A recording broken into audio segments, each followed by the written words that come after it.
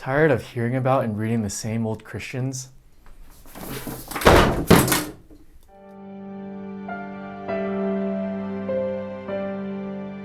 Hey everyone, Happy New Year everyone. Thank you so much for sticking around for our TFTTs if you're still watching. To reward you for your loyalty, I thought I'd dip our feet into a little bit of church history. If you wanted something a bit more practical, I'm sorry. Pastor Wayne's last week was very practical. He was talking about cultivating a grace-motivated love. But if I'm ever allowed to do a TFTT ever again, I'd like to do a little mini-series called Things, Traditions, or Christians You Should Probably Know. But since today's will be the first and very likely will be the last, and as you can tell by the title, I wanted to introduce you to a highly influential Christian that you should probably know, but probably don't know as well, aside from a few popular quotes. And that individual is Saint Augustine. That's right, his name is pronounced Augustine, not Augustine. Now you might ask, why talk about such an obscure figure who has been dead now for almost 2,000 years? And why talk about Augustine of all people?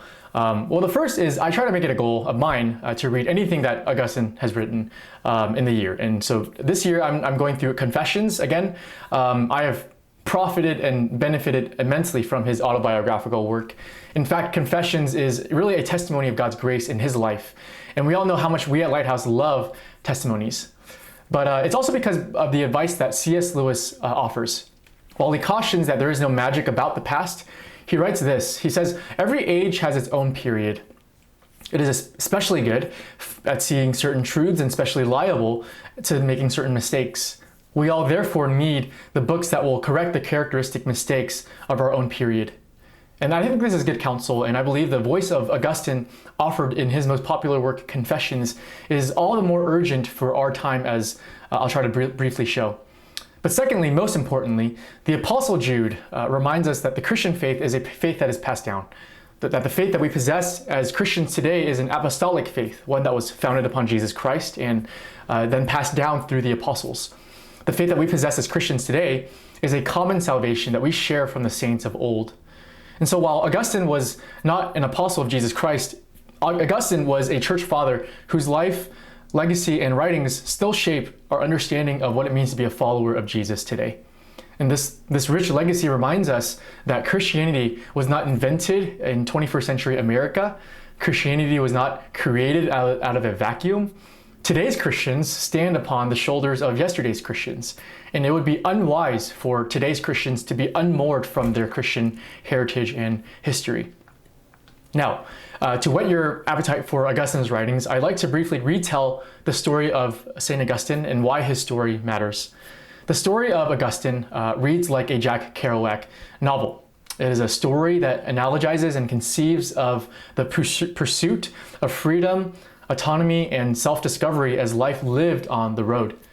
Now, the road, as you know, in American consciousness is both symbolic and iconic because it is a sacred symbol of newfound and hard-sought freedom and liberation.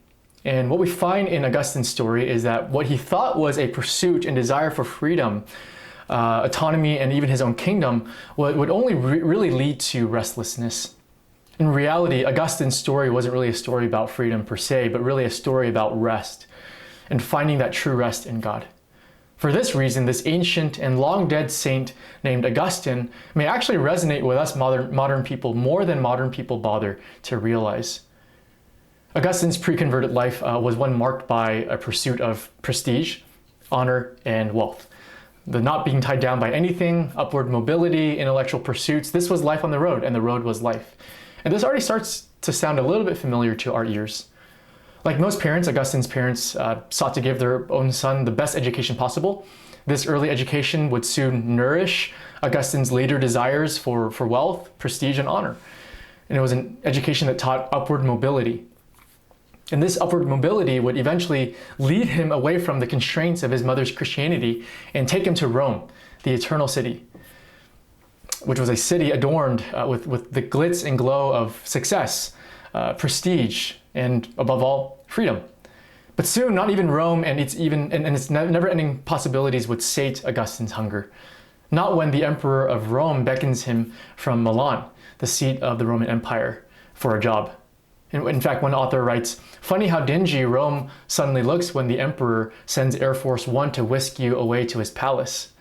Milan becomes Augustine's endgame. The historian John Foote writes that Milan is a city obsessed by one thing, or rather by two: work and money. But after making it big, which was supposed to have been his big break, the end of the road for him, Augustine still found himself in want and in lack.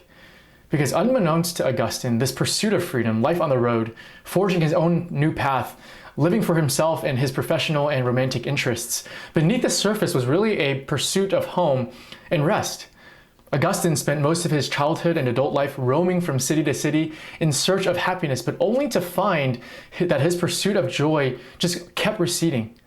His search had always come up short. Augustine was always dissatisfied, no matter how much public opinion he had earned. He was always discontented, no matter how many relationships he was in. He was always restless, no matter how comfortable his life was or what it promised to be. Does this sound familiar to any of us yet?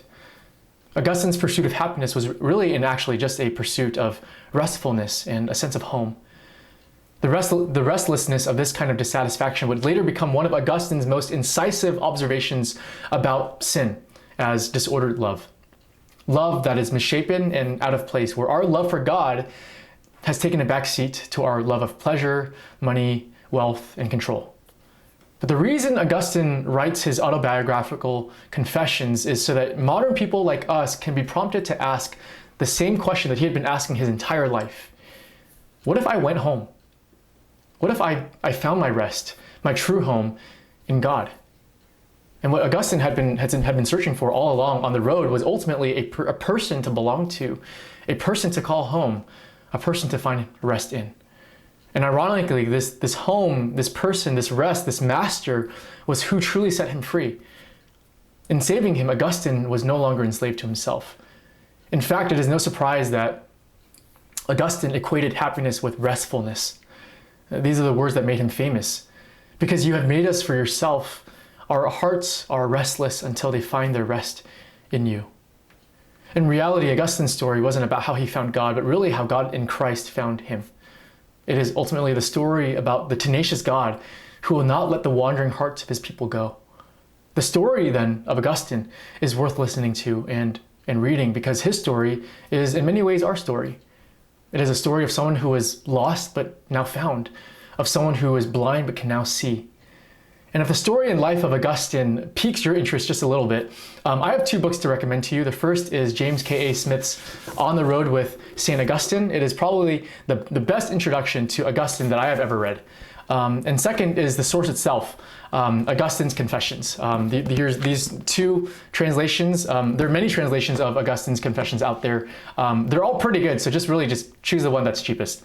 But if you're interested in these books, there's links to these books for purchase below. But I hope that this stimulates your interest in Augustine, not just Augustine, but church history, but more than anything, that this stimulates your love for God. Thank you so much for tuning in, and I hope to see you guys very soon.